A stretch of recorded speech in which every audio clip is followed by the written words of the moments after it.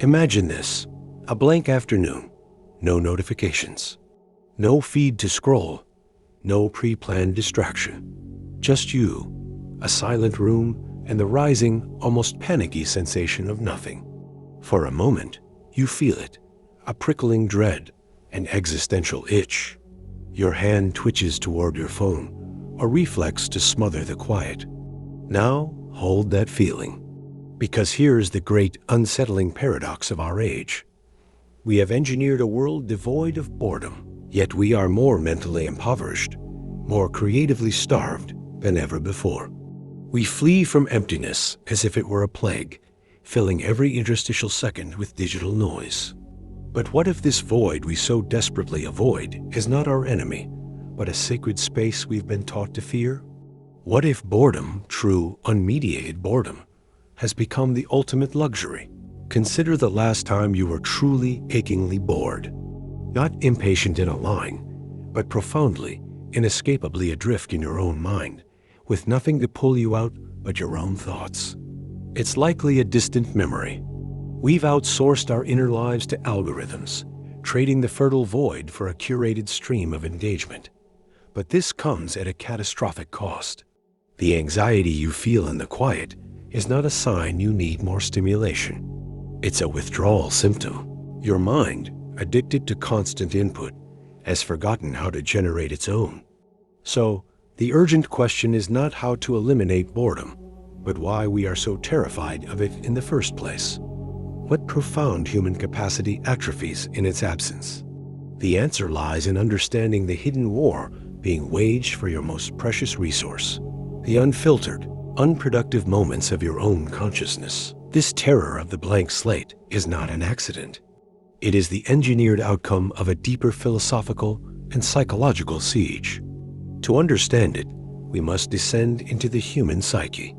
The philosopher Blaise Pascal observed, all of humanity's problems stem from man's inability to sit quietly in a room alone. He identified the void that boredom reveals, the chasm of our own existence, which we rush to fill with diversion, or what he called divertissement. This is the hidden problem. We have conflated boredom with meaninglessness. The existentialists, Sartre, Camus, understood that anxiety in the face of nothingness is the raw material of freedom. It is the moment you confront the terrifying truth that you are the author of your own life. But this freedom is a burden. Our modern systems exploit this dread.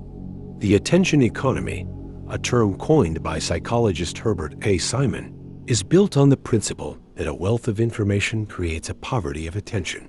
It weaponizes our existential flight response.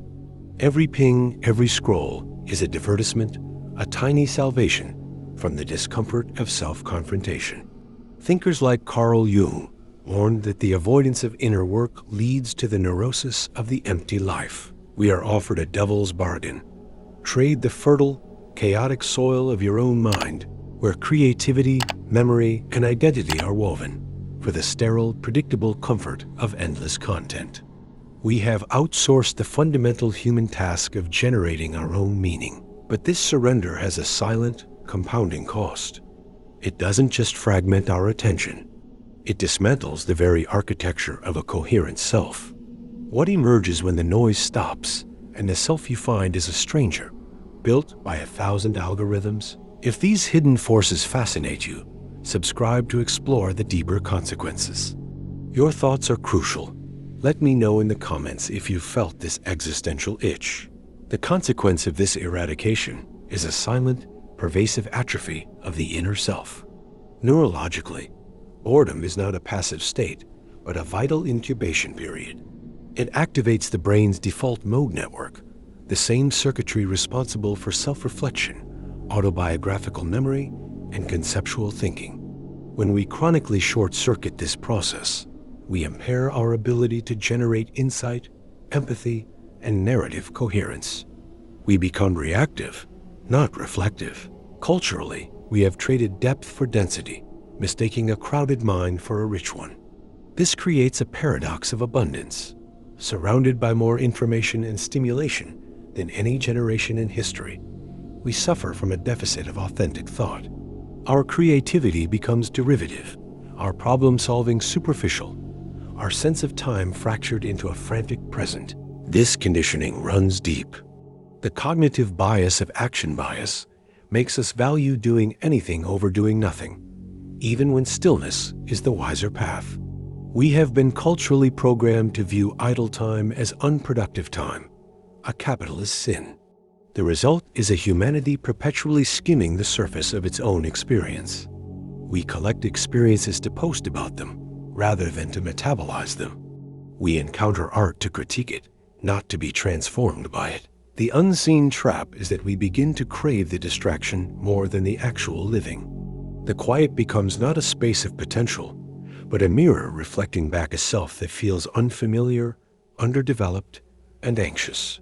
This is the ultimate consequence, a spiritual and intellectual shallowness that we mistake for a fast-paced life. But if this is the trap, what is the key? How do we rebel against a system that has made comfort its most effective cage? The rebellion begins with a radical, counterintuitive act, the deliberate cultivation of boredom. This is not passive surrender, but an active, almost militant reclamation of your cognitive sovereignty.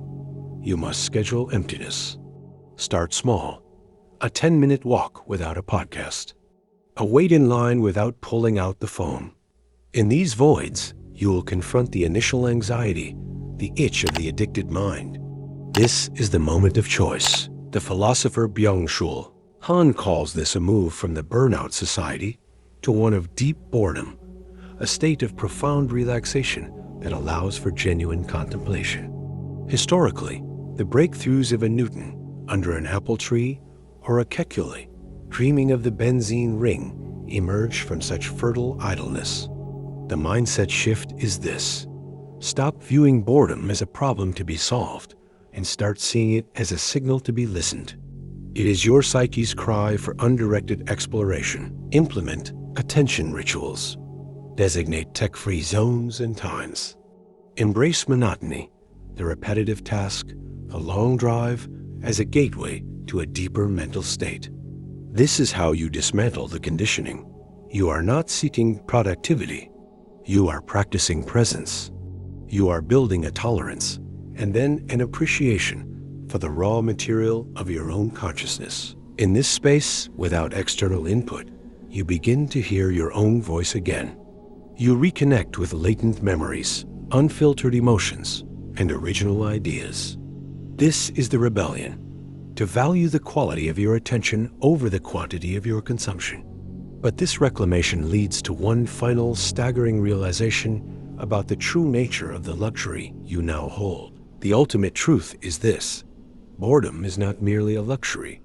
It is the foundational ground of a sovereign self.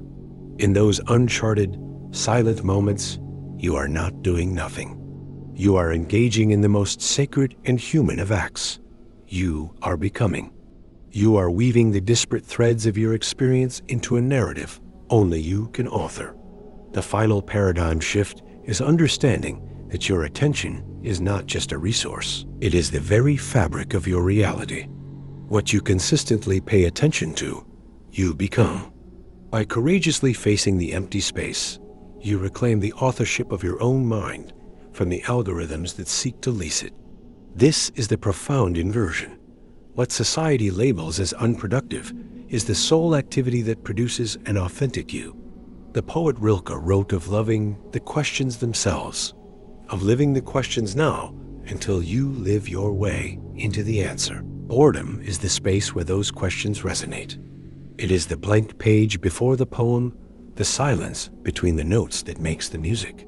When you stop outsourcing your inner life, you discover that the meaning you were scrolling to find was within you all along, waiting for the noise to cease. So, let the world chase its endless diversions. Your rebellion is your stillness. Your power is in your pause.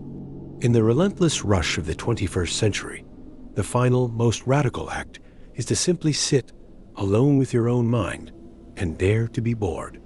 For in that vast and quiet luxury, you might just remember who you are. If this perspective shifted something for you, subscribe to continue the rebellion. Let this conversation begin. Share your own realizations in the comments below.